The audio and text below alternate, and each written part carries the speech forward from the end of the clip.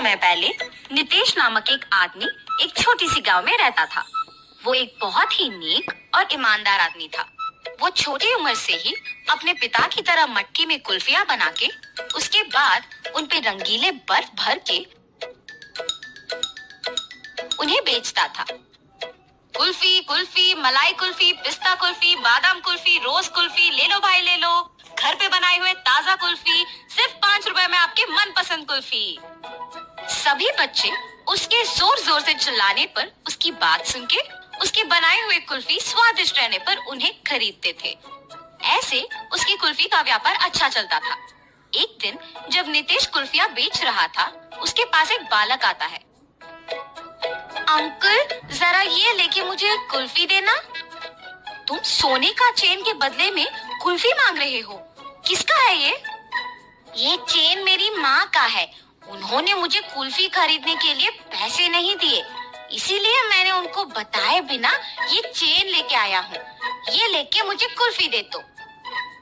तुम्हारे माँ को बताए बिना ऐसे इतनी महंगी चेन लाना गलत है ना बेटा, ऐसे नहीं करते।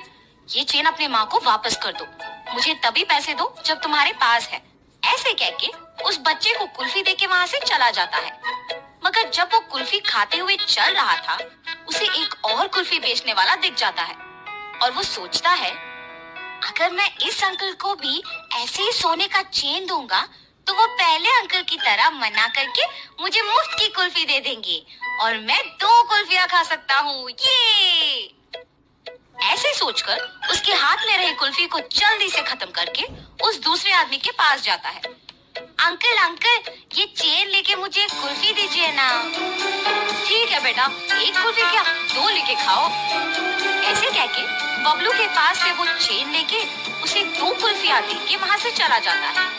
बबलू अपने दोनों हाथ में कुल्फियां देख खुश होके चेन के बारे में भूलकर खाते हुए वहाँ से घर चला जाता है। इतने में बबलू की माँ सोने का चेन ना दिखने पर घर पूरा ढूंढती है और तभी बबलू घर आता है। बबलू, क्या तुमने मेरा सोने का चेन देखा है बेटा? यहीं पे रखा था। अरे रे, 2 कुल्फियां मिलने की खुशी में मैं तो चेन के बारे में भूल गया ना। अब अगर मैं माँ को ये बताऊंगा तो मुझे पक्का डांटेगी। अब मैं माँ से क्या कहूँगा? ऐसे वो मन में सोचता है। क्या हुआ बबलू, मेरे सवाल का जवाब दिए बिना क्या सोच रहे हो? कुछ नहीं माँ, मैंने नहीं देखा। हाँ ठीक है, तुम भी मेरे साथ चेन ढूंढो। शायद मैं यही कहीं भूल गई। वो बहुत महंगा है बेटा। ठीक है माँ। और ऐसे बबलू उसके माँ के साथ चेन ढूंढने लग जाता है, जैसे उसे कुछ पता ही नहीं।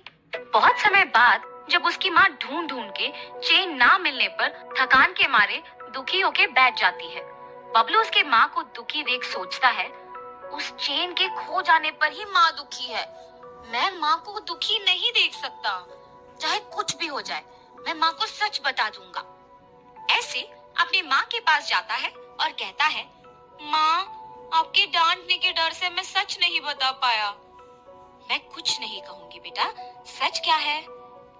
माँ, आपने कुल्फी खरीदने के लिए पैसे नहीं दिए ना, तो मैंने आपके सोने के चेन लेके कुल्फी वाले को देकर उससे कुल्फी लिया। 5 रुपए की कुल्फी के बदले में तुमने इतना महंगा चेन दे दिया। ऐसे करना गलत है बबलू, ऐसे फिर कभी मत करना। उस कुल्फी वाले को पहचान सकोगे?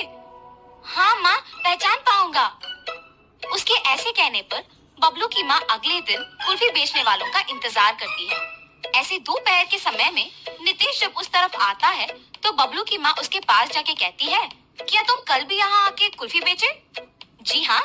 आप ऐसे क्यों पूछ रहे हो? बच्चा अगर भोलेपन में आके तुम्हें एक महंगी चेन के बदले में कुल्फी मांगेगा तो ले लोगे क्या? हाँ, ये आप क्या कह रहे हो? मुझे कुछ नहीं समझ आ रहा। तुम कुछ मत कहो, मेरी ही बेटी की गलती है, इसीलिए मैं कुछ नहीं कह रही हूँ। बस मुझे मेरा चेन दे दो और मैं चली जाऊंगी। मैडम, मैंने वो चेन नहीं लिया। मैंने उस बच्चे को कहा भी कि वो चेन उसके घर में वापस लौटा दे। उसने आपको आके नहीं दिया। चेन देना ना पड़े इसलिए झूठ बोल रहे हो तुम?